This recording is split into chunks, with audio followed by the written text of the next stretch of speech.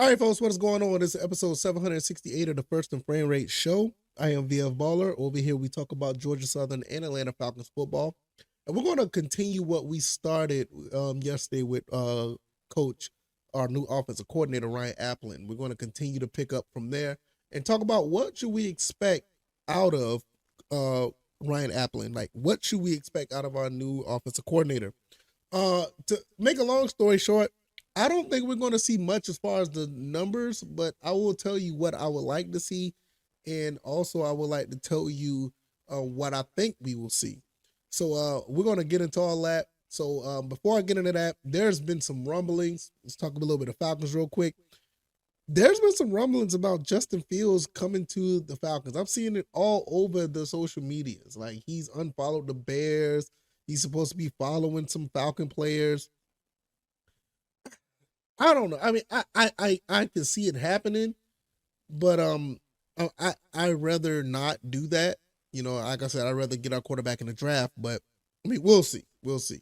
Nevertheless, let's get into this episode. If this is your first time here, welcome. I can be found on YouTube and Rumble, also on Anchor, Spotify, Apple, and Google Podcasts.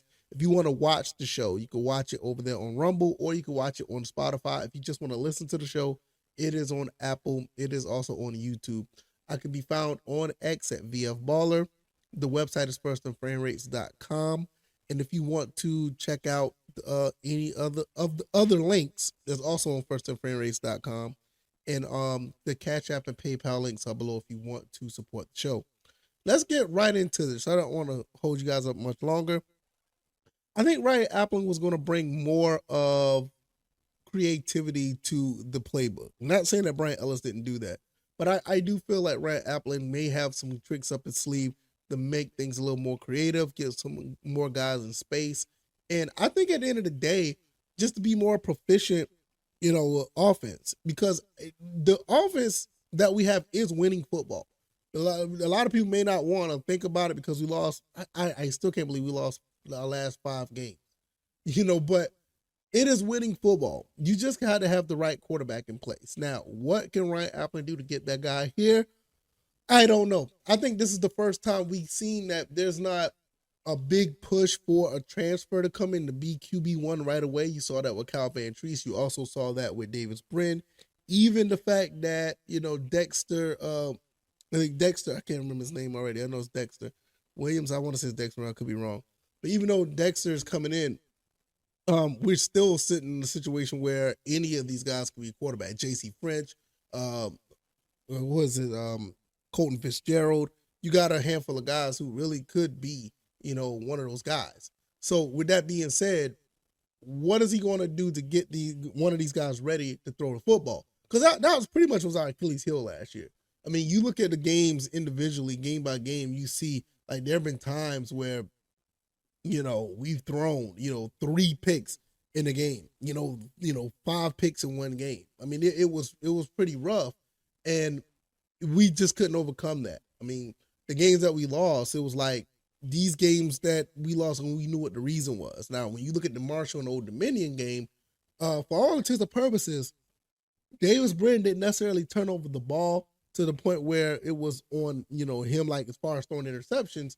But we just could not beat those teams for some reason. It was kind of wild. But nevertheless, we should be able to expand on what this offense already has. Like, you know, Ryan Aplin, with him being in-house, he already knows what he's dealing with. He knows the players. He knows the layout of the team. He knows the logistics of the players and where they can be and what they can do. So I would like to see more of a game like a Ball State or a UAB or a Georgia State game, where we just go in and just play from start to finish and pretty much dominate the game the way that we know how. Because, I mean, Georgia Southern can do that. And another way that we're going to have to do that, not doubt it, this is going to be the case, we need to run the ball a little bit more. Now, I'm looking at what we've done as far as stats. As far as rushing, let me look over here as a team. I mean, we ran pretty good. I mean, we had 377 attempts. We ran for almost 1,850 yards. It wasn't too bad, but we only averaged 4 yards a carry. You know, so but that's not Georgia Southern football. Regardless of what type of offense we're running, That's just in football in general. You want to get up to the 7, 8, maybe 9 yards to carry in college football, and we have the guys to do it. Jalen White's coming back. OJ Arnold's coming back. We got the guys who can actually run the ball at that rate. What the offensive line can do? Can Ryan Aplin put some schemes together to actually expand this offensive line, to move some players around? Are we just a pass blocking offensive line? It just seems that way. So that's probably why we're hindered, where we're literally doing less than 50, in some cases, in less than 75% of what we normally do on the ground when it comes to Georgia Southern football. And it's kind of troubling because when you throw the ball, and like I said, this is winning football. You can win throwing the ball like this. I mean, it's not, I mean, you've seen, Western Kentucky do it. We've done it to an extent. We just haven't had a winning record, but it can be done. It's just that if you're going to play this way, you're going to have to take care of the ball.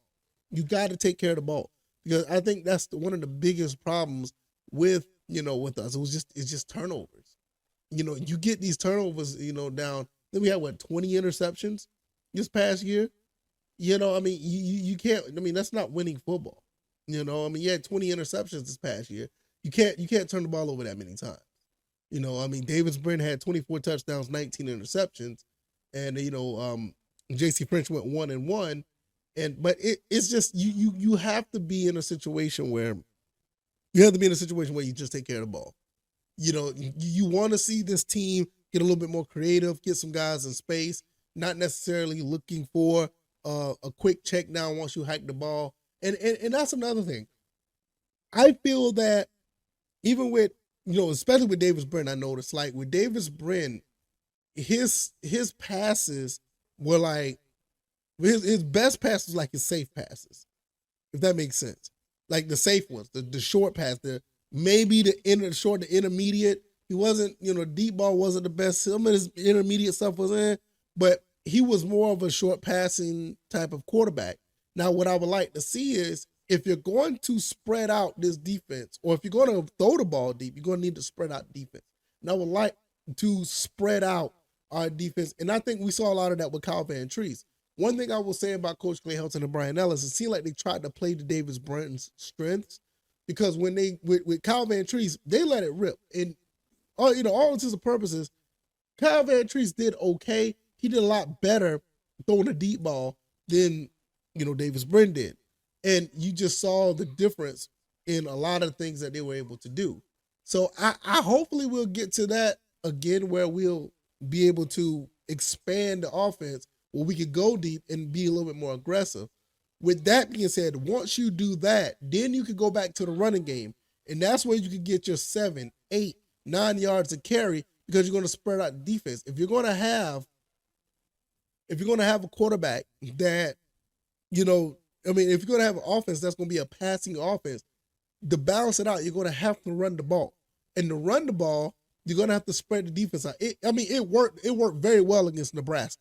I will say that. And in some cases, it started to work a little bit for Wisconsin, but it worked very well for Nebraska. So this is the type of offense that we're going to have to run. And if Ryan Aplin could implement that with Dexter Williams, or if he could, if I get his name wrong, please, I don't know if his last name is Williams, but I know it's Dexter. So I'm sorry, I'm not good with names. But if you could get it, with a J.C. French, or if you can get that with, if you can get that with Connor, I'm about to say Sigelski, Colton Fitzgerald, you can get him with one of those guys. I mean, we'll be fine. We will be fine. It's just that the main thing is we just have to take care of the ball. And I think that's something we haven't been able to do this past season. And I think with Ryan Aplin, and you still got the wide receiver coach, BJ Johnson, you got all these guys on the offensive line with the offensive line coach, and not Rip Warren, but Taylor Reed, the running backs coach. We should be okay. This is the thing. I think we're going to be fine when it comes to just running the offense. The only thing we have to do is just not turn the ball over. I think Ryan Aplin is in really good shape to get guys in place not to turn the ball over. With him being a quarterback, that does help a little bit, because he has somewhat of a vision of what the quarterback can see on the field, and show these guys, hey, you don't have to force the ball. If don't force the ball here. Throw it away if you can. get out of the pocket, do this, that, the third. He can show those guys that if he haven't already. Now he'd be more in a bigger role to do so. So what do I expect at the end of the day? Just pretty much more of the same. But my opinion, I feel that we should just try to run the ball a little bit more. And with the way this offense is set up, the way you do that, you have to spread the offense out. You have to spread them out, and then you'll get the ball in the running back's hand, and that's how you do it. I mean, going under center, going I formation, going single back, that may work. But if you're going to do that, you're going to have to get at least 3 wide receivers out there, a tight end and 2 wide receivers. You're going to have to do that because this offense is just not built, for a ground and pound like we're used to at Georgia Southern. We're more of a, we're more of a high flying offense now. And if we could get that to the point where we can get the defense off guard and we run the ball, we should be pretty good. I mean, there's no excuse for us not to win a lot of games, even though the schedule is tough. But we should win a lot of games with that formula. But it just all goes back to take care of the ball. And that's not much what Ryan Aplin can do. It's not really, on him like that. But at the end of the day, that's what you have to do. So I think that's pretty much it for me. If you like this commentary, the like button, share this podcast, subscribe to the channel if you haven't already. Let me know what you guys think. Or you think I'm tripping? You think I'm talking crazy? What do you think about Ryan Aplin? You think he can do the job? I think he's going to be fine. I said in the last episode, just to expound upon it a little bit more, I feel that he's going to be absolutely excellent, putting his fingerprints all over this offense. And just some things, if you want my opinion, which I'm just a guy behind the mic, this is the things that you may want to do to be more successful on the field. So I can be found on YouTube and Rumble, also on Anchor, Spotify, Apple, and Google Podcasts. Follow me on X at VFBaller. The website is firstandframerates.com. If you want to donate to the show, CashApp and PayPal links are below in the description. And I'll see you guys in the next one. All right, y'all. Y'all take it easy, and y'all be blessed. Peace.